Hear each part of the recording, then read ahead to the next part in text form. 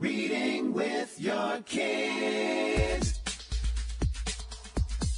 Hola, niha, konnichiwa, assalamu alaikum, shalom, mahaba, moni moli wanji, namaste, jambo, bienvenidos. Hi, my name is Jadley, and this is a special Protecting the Planet with Your Kids episode of the Reading with Your Kids podcast. We are so delighted that you're joining us in our mission to help families grow closer together through reading and through being active protectors of our beautiful planet.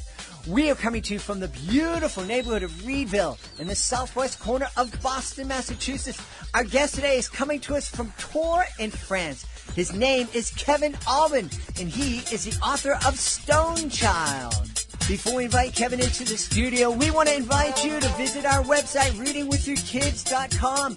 We encourage you to sign up for our free newsletter. That way you can see what's coming up on the podcast. You can find out what you might have missed and download a whole lot of other great stuff. You can get it all for free at readingwithyourkids.com. Joining us right now from the city of Tours in the beautiful nation of France, our guest is the author of Stonechild. It's a fascinating book. Please welcome to the show, Kevin Albin. Kevin, how are you? I'm very well, thank you, Jed, and thank you very much for inviting me onto the show. I'm thrilled. Oh, I'm thrilled too. I'm really looking forward to this Stonechild. I'm reading the summary, and it just seems fascinating. Suddenly, statues in London come to life. I know, isn't it? It always occurred to me that lots of people would think about this. Lots of people would say, oh yeah, wouldn't it be nice if the statues came to life? Or wouldn't it be nice if the statues spoke? I mean, there are speaking statues now in your country, my country, exactly the same. But when I wrote the book about the statues coming to life, and it starts with Sir Winston Churchill in the House of Commons, comes to life to say, you know, what you're doing with the planet isn't right, and everyone's shocked by it, and he explains how that is possible. But when I wrote that, people said, oh, what a fantastic premise, what a great idea, as though they'd never thought of it. And yeah, to me, it was the most obvious thing to write about. Yeah. Boy, this is kind of off subject, but that's the way my mind works. In Halifax, Nova Scotia, there is this wonderful statue of Winston Churchill, and he's walking, he's in that pose, and unfortunately, the pigeons in the city have extensively decorated that statue. Poor man. And I'm just, as you were saying about Winston coming to life and what he would say, I know up in Halifax, he'd be saying, get me an umbrella or something, please. Absolutely. Yeah. Where did this? You lead a fascinating life. In addition to being an author, you're a conservationist. You work with young people, getting them out in nature. Where did this idea come from? The idea for the statues, the idea for the book started because briefly I was working in London with a corporate group, so a business group, high level players working on a sort of glorified treasure hunt. And we were stood in front of a statue. It's the Royal Tank Memorial statue in London. It's a group of 4 men, I think, statues stood together. They're a tank crew. It was a hot day. I was tired. I was getting a bit fed up with my clients because they were taking ages. And I was going, it's not rocket science, for goodness sake. The clue is easy enough. And I just had this thought that the statue says the same thing. He comes to life and goes, oh, for goodness sake, And the idea was there. It was in the head. And what would make statues come to life? Actually, conservation.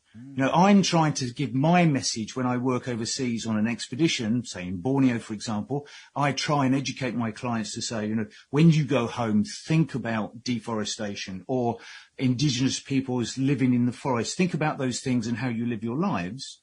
Well, here I can get the statues to relay the same message. And particularly with COVID, where I had to stop work, like so many of us, it was an ideal opportunity to carry on spreading the word. Yeah. And so that was it. The seed was there, and it grew and grew and grew, and then I suddenly started writing, and away it went. Yeah. I love this idea of helping people understand that what we are doing here in France, in the UK, in the United States, has a serious effect on what's going on in Borneo, in Central America, in South America. Can you talk a little bit more about that? Just because I've been to a number of different countries in Central America. I've had the chance to be in the rainforest. I don't have understand the connection as well as you do, but I do know that the way we're living our lives affects the way people are able to live in other parts of the world. Sure. I mean, there are some very simple basics. The first thing is the deforestation, which is enormous, particularly in Asia, particularly in Brazil. Simple equation: trees give off oxygen and absorb carbon dioxide, and they're very, very good at it. That is a principle that's ensuring our survival. I mean, it's beggars belief why we're cutting them down in such vast numbers and have been doing for such a long time. The second thing is biodiversity.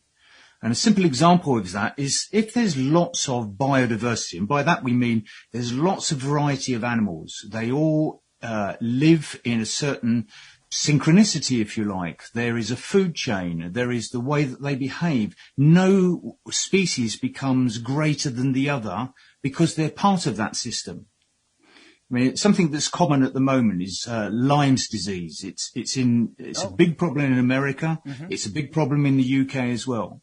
Now that comes about because the vector is a tick, but the actual disease is carried predominantly by rodents, by a mouse, in fact. Because we've killed off the biodiversity, such as the raptors, the sorts of things that eat the rodents and keep them at bay, their numbers. Because we've killed that off, the rodents have increased, the capacity for the disease has increased, and of course the ticks have increased, and therefore the Lyme's disease. So that simple action of eradicating a species like raptors, for whatever the reason may be, has a direct effect on us and our health. And that's the sort of thing we're feeling with the pandemic at the moment. Biodiversity is crucial to all life. We cannot play God and just say, that doesn't please me, or that's an annoyance, or I'm going to change that because it would be better if.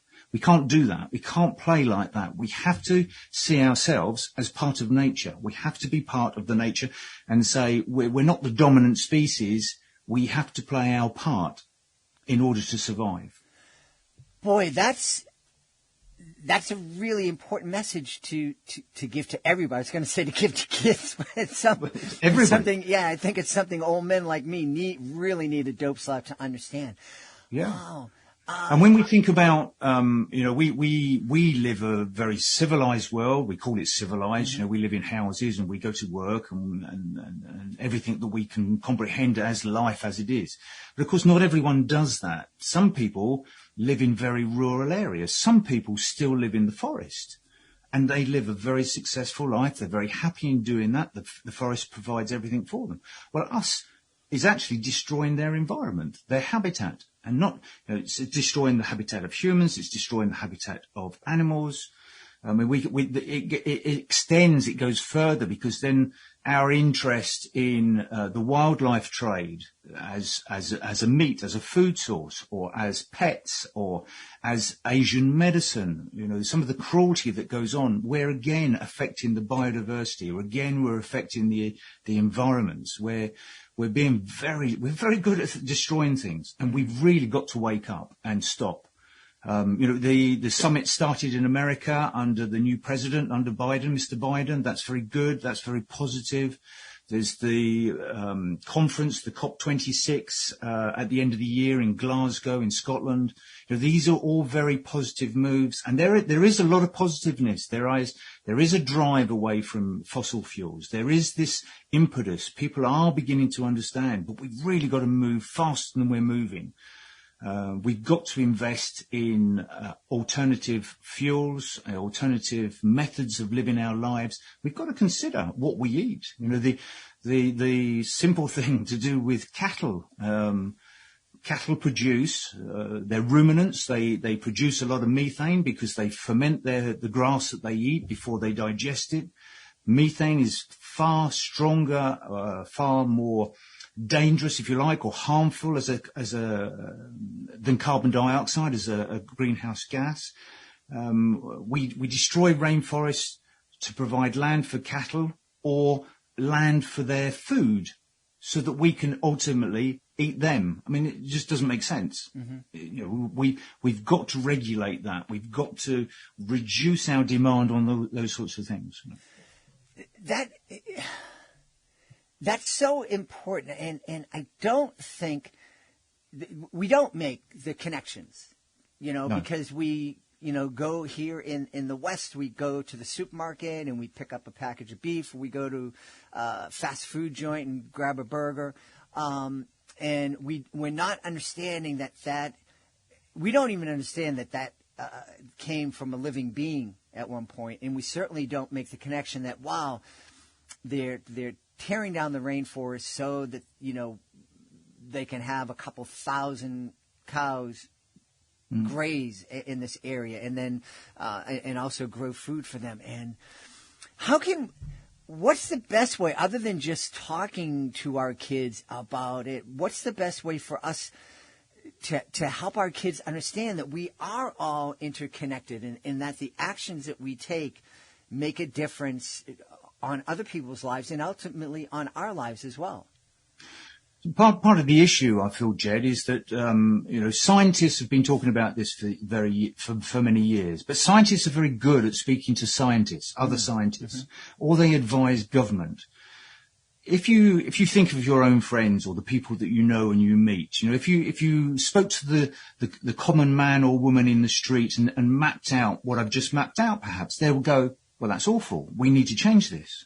Why are we not thinking about that now? And the reason is we need to be better informed, and we need to go out and reach out and get that information for ourselves to be well informed so we can make those decisions. And by making those decisions, we can then inform our children, encourage our children to do the same thing. Now, they're the new generation, so they have an invested interest in the way the planet is going. But of course, they're also being distracted. You and I have spoken before about computer games and the pressure put on young people at the moment, made even worse by the pandemic. There is a role to play. There is a tribalism within young people that they have to learn social skills. Well, all of that has been denied to them because whereas they would normally be hanging out with each other, learning from each other, discussing things, they can't do that at the moment. That's going to create some problems in the future, without a doubt. Mm-hmm. Yeah. So educating our children, inviting them to look at alternative methods, without any pressure perhaps, but just opening the door for them. Yeah.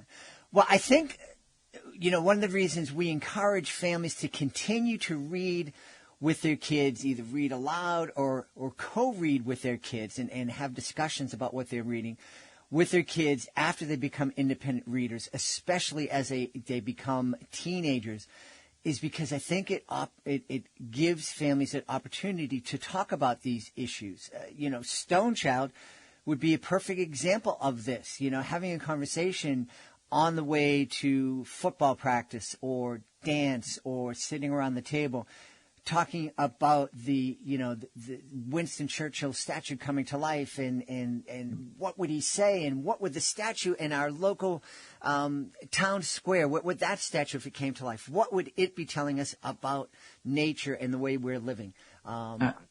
Yeah, absolutely. And Stonechild isn't just about conservation. I didn't want that. Stonechild's also about being a teenager, growing up. The main character is a 15-year-old young lady, Molly Hargreaves.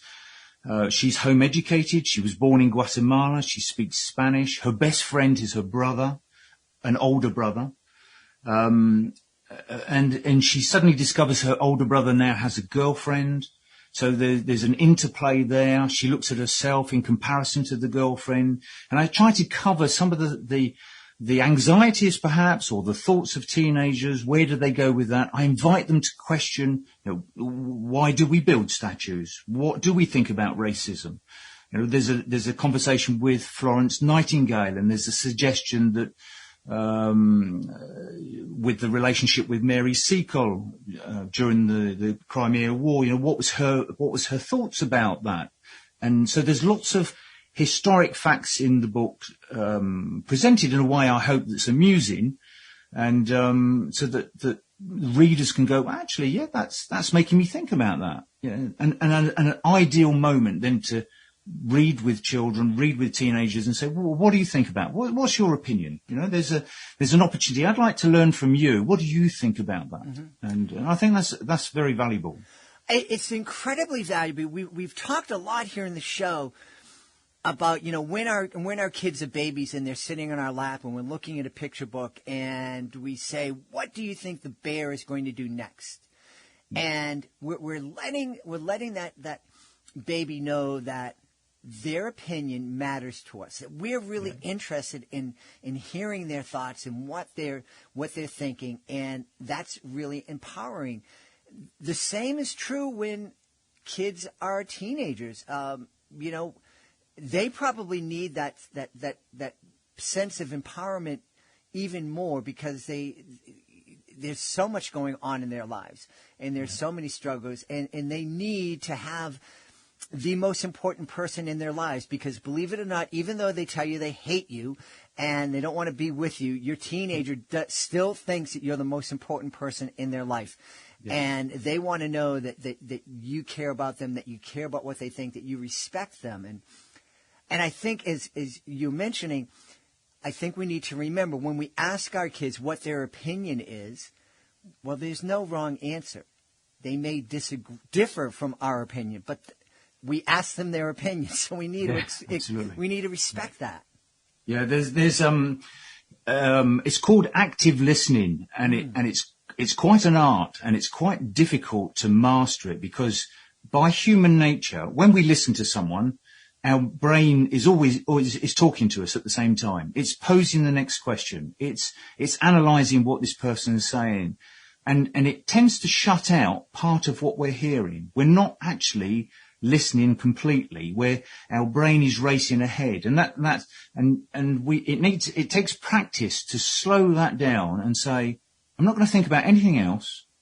I'm just going to listen to my son, my daughter. I'm going to listen intently what they're actually telling me, the words, but also their intonation, their body language, what they're looking at, what their manner is, how I ask some open-ended questions to get the most from them. And that it really makes a difference. Yeah. Now, you're not just talking about your own experience as a dad. You actually work with teenagers, with young people, taking them into the wild, into different parts of the world. What's your reaction been? I'm curious if you're taking a group of kids from Paris or from London to Borneo or rainforest, what's their first reaction when they get into that setting? Well, it's intentional that we take people to what they perceive to be a hostile environment. Ooh. And the reason being is that people, when they're in what they perceive, it's not a hostile environment, because for obvious reasons, for reasons of safety, but they perceive it as a hostile environment. They become very attentive to the persons that are looking after them. It's a well-known fact.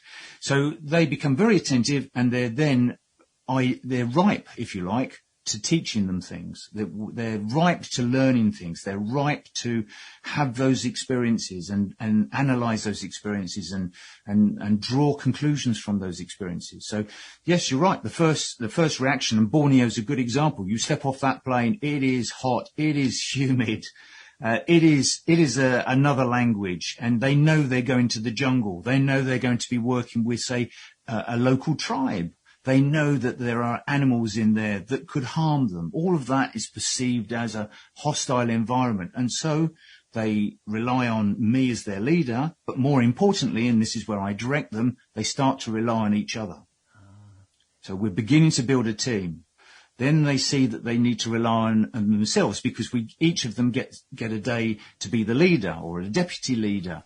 Or the accountant, so they accept responsibilities. They're working with local people, so they have to look at other cultures. They have to be open to those other cultures. There's no room for any prejudice or racism or anything like that. We're in their country. And so all of these skills are taught during the expedition to do with how to work together, how to problem solve, how to get on with another completely different culture. It's a very powerful medium, and something I love doing. Absolutely adore it. Boy, as you were speaking there, and I absolutely can relate to that in a slightly different way. I coached soccer, as you folks say in Europe, football, at a very competitive level with young people. And, parents would come up to me after, at the end of the season going, I don't understand it. My kids would race through a wall for you, but, they don't listen to me at home. And I think it's that, what you were just talking about, being in a hostile environment, being in a situation where, these young people are wanting to, achieve a goal, and there's an adversary, and they can look to me as somebody who can guide them through that. You're doing that in the jungle. Yeah. I'm wondering if there are ways that we can do that with our kids that don't need to take them to Borneo. Are there ways that we can challenge our kids in our cities, in London, in Boston, in Auckland, New Zealand? Absolutely, because nature is all about us. It's just a matter of looking at it. We can look at the city of Boston, for example, which I've been to, beautiful city, and we can look at Boston and say, it's just it's buildings and it's cars and it's people, but it isn't. Nature is still there. Mm-hmm. You've only got to look at the sky and look at the clouds and do some education on the weather. Why is that? What is that cloud called? What is the meaning of that cloud? How does that cloud react to the sun? What clouds produce rain, which ones don't, all those sorts of things. Look on the ground and look for evidence. Are there signs? Is there scat? Is there mouse scat or some sort of animals left a trace? One of the things I've done on many trips is animal tracking. All animals like us, we all leave signs, and we all drop food. So there are mice, there are rats, there are rodents all over the place. Birds.